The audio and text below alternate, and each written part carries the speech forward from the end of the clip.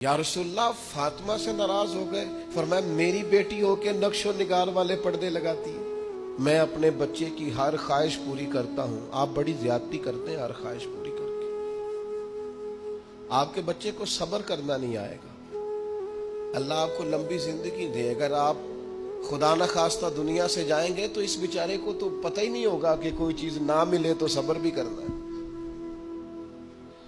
آپ ظلم کر رہے ہیں یہ کہہ کے کہ میں ہر خواہش، تو کچھ خواہشیں پوری نہ کر تاکہ اسے جینا بھی آئے، اسے صبر کرنا بھی آئے، اسے ٹھہرنا بھی آئے۔ حضرت عمر رضی اللہ تعالی عنہ کا بیٹا زیادہ مال کما کے لایا تھا، تجارت پہ گیا تو فرمایا تیرے ساتھی تو تھوڑا کما کے لائے ہیں، تو کیسے زیادہ کما لایا؟ بس حضور فضل ہو گیا۔ فرمایا وہاں لوگوں کو پتہ چل گیا ہوگا تو عمر کا بیٹا ہے۔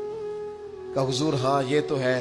فرمایا جتنا نفع باقی لوگوں کو ہوا اتنا رکھ لے، اور باقی چونکہ تو نے باپ کا نام استعمال کیا ہے وہ مجھے دے، وہ میں مال غنیمت میں جمع کرتا ہوں، وہ تو نے باپ کے نام سے کمایا ہے، لہذا یہ احتساب گھر سے جب تک وہ کائنات کی سب سے شانوں والی خاتون، سب سے عزتوں والی بیٹی، کائنات کی ہر بیٹی اس بیٹی کے قدموں پہ قربان کر دوں جس کا نام سیدہ فاطمہ الزہرا ہے رضی اللہ تعالیٰ۔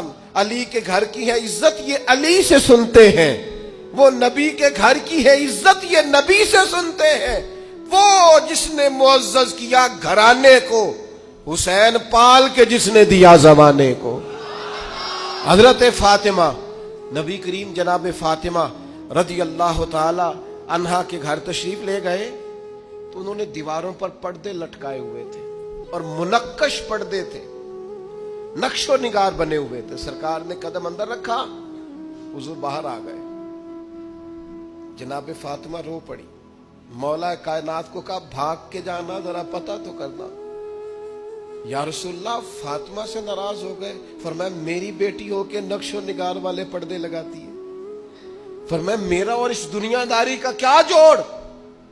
سیدہ تیرے ہر ادا پہ مائیں قربان ہو جائیں۔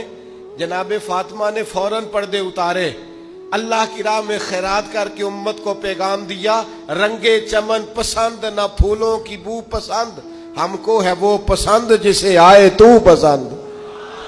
بس یا رسول اللہ جو آپ کو پسند ہے، ختم ہو گئی بات۔